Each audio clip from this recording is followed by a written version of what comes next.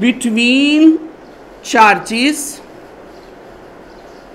and near to smaller charge, जिस charge की magnitude कम है उसके करीब करीब जीरो फील्ड एग्जिस्ट करेगी। ये बेटा बहुत ही ज़्यादा इंपॉर्टेंट पॉइंट है, इसके बारे में बता दूं। एक हमारे पास चार्ज है 5 माइक्रोकूलम पॉजिटिव, एक चार्ज है 10 माइक्रोकूलम पॉजिटिव। देखिए सिमिलर तो है लेकिन मैग्नीट्यूड में इक्वल नहीं है, तो जीरो फील्ड कहां होगी बेटा? मिड पर कभी भी नहीं आएगी, इसके करीब करीब आएगी। और ये कुर्बत किसके होगी बेटा? जिस चार्ज की मैग्नीट्यूड क्या होगी? कम होगी। होप सो बात क्लियर हो गई होगी। अब बेटा आते हैं चौथे पॉइंट पे।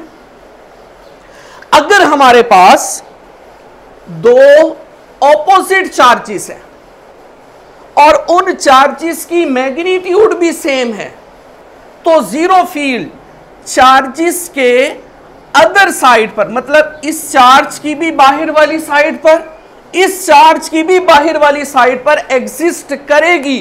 और कहां पर करेगी? अगर हम स्ट्रिक्टली बात करें तो इनफाइनाइट डिस्टेंस पर एग्जिस्ट करेगी। तो यहां पर लिख रहा हूं, in case of two opposite and equal charges, दो हमारे पास ऑपोजिट और इक्वल चार्जेस हैं, zero field exist on either side of charges. और ये बेटा कौन से पॉइंट पर होगी? इन फाइनाइट पॉइंट पर होगी। अब बेटा फाइनली फिफ्थ पॉइंट, अगर हमारे पास ऑपोजिट और अनइक्वल चार्जेस है, in case of two opposite and unequal charges,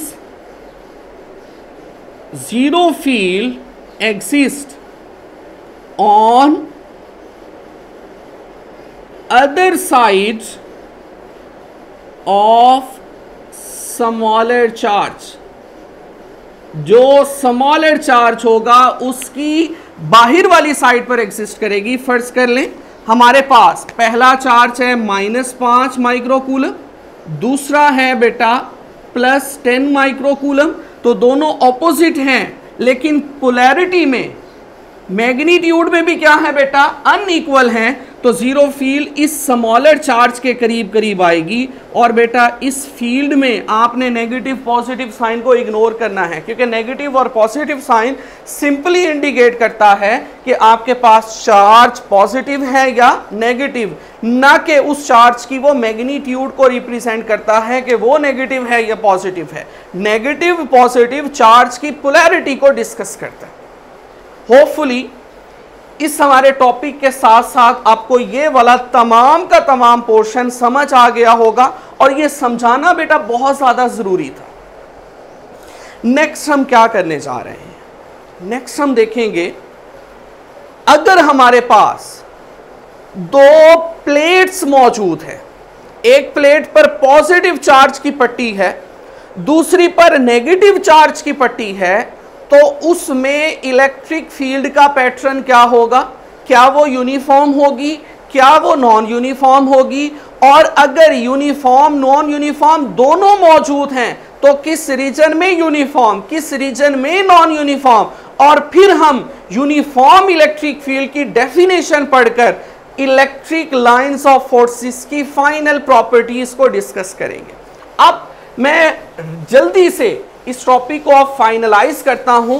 सबसे पहले पॉइंट जो हम लिखने जा रहे हैं वो ये है बेटा,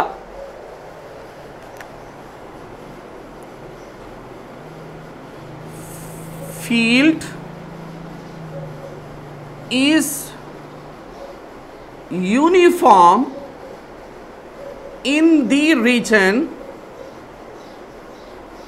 between two oppositely charged parallel plates। बेटा ये दो प्लेट्स हैं जिन पर चार्जेस की पोलैरिटी ऑपोजिट है और ये दोनों प्लेट्स आपस में पैरेलल हैं। ये बेटा पहली प्लेट, ये हमारे पास दूसरी प्लेट। एक प्लेट को हमने पॉजिटिव चार्ज दे दिया, दूसरी प्लेट को हमने नेगेटिव चार्ज दे दिया। ये पॉजिटिव चार्ज है 1 2 3 4 5 6 7, नेगेटिव है 1 2 3 4 5 6 7। अब इनके अंदर इलेक्ट्रिक फील्ड क्या होगी बेटा? यूनिफॉर्म। कौन से रीजन में? मिडल रीजन में। और जो इसके एजेस होंगे वहां पर इलेक्ट्रिक फील्ड कर्व होगी। अब इलेक्ट्रिक फील्ड इसके एजेस पर कर्व क्यों है, इसका कॉन्सेप्ट हम इस चैप्टर का एंडिंग टॉपिक कैपेसिटर में समझेंगे, क्योंकि ये जो अरेंजमेंट है प्लेट्स की, इनको हम कैपेसिटर की प्लेट्स कहते हैं। क्लियर है बात? अब यहां पर हम डिफाइन कर लेते हैं यूनिफॉर्म इलेक्ट्रिक फील्ड को, कि इलेक्ट्रिक फील्ड यूनिफॉर्म है। हमें कैसे सेंस पता चलेगी? तो यहां पर हम देख लेते हैं यूनिफॉर्म इलेक्ट्रिक फील्ड की डेफिनेशन। ये बेटा जो रीजन है, इस रीजन में इलेक्ट्रिक फील्ड यूनिफॉर्म है। कैसे पता चलेगा? अगर दो लाइंस इक्वली स्पेस्ड हो, हर दो लाइन में सेपरेशन सेम हो और डायरेक्शन भी सेम हो, तो वहां पर इलेक्ट्रिक फील्ड क्या होगी बेटा? Uniform. Field is said to be uniform in the region where lines are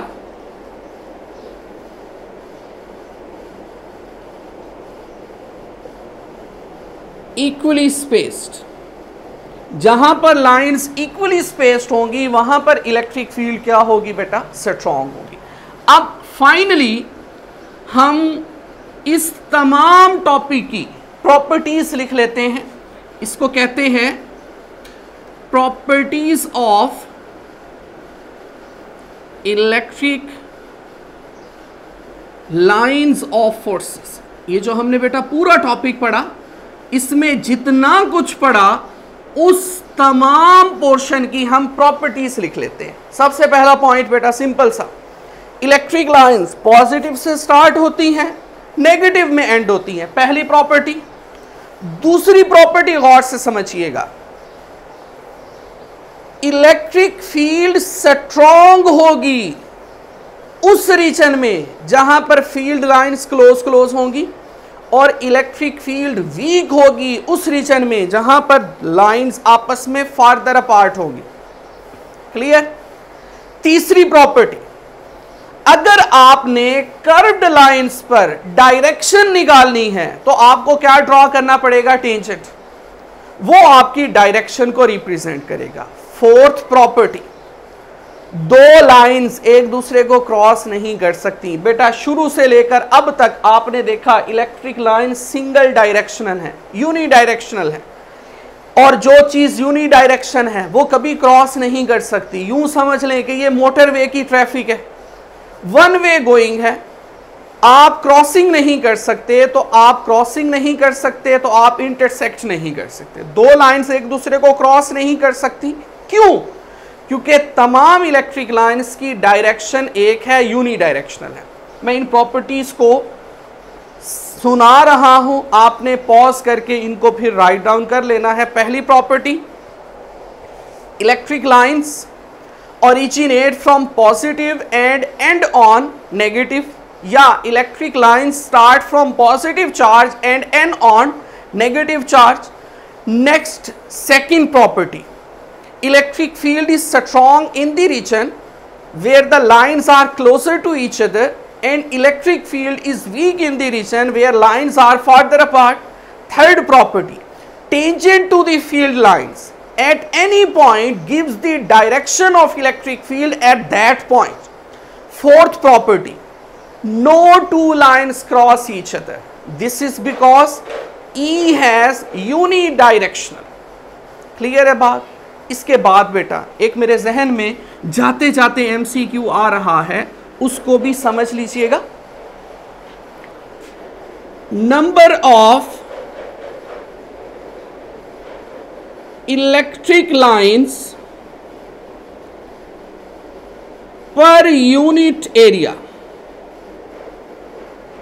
या number of electric lines passing perpendicularly per unit area is directly proportional to magnitude of electric field. इसका बेटा मतलब क्या है? ये MCQ में आएगा. फर्ज कर लें एक यूनिट एरिया हमारे पास है, इस यूनिट एरिया में परपेंडिकुलर डायरेक्शन में अगर 3 लाइंस पास करती हैं तो यहां पर इलेक्ट्रिक फील्ड कितनी होगी? 3 न्यूटन पर कूलम. ये बेटा इसका लफ्ज़ी मीनिंग है. ये बेटा हमारा टॉपिक था, थोड़ा सा लेंथी टॉपिक हो गया. इसके रेलेवेंट कुछ और MCQ भी अभी जहन में आ रहे हैं, लेकिन चलें वो फर्दर डिस्कस हो जाएंगे. नेक्स्ट हम टॉपिक जो पढ़ेंगे वो है application of electrostatics. Thank you so much.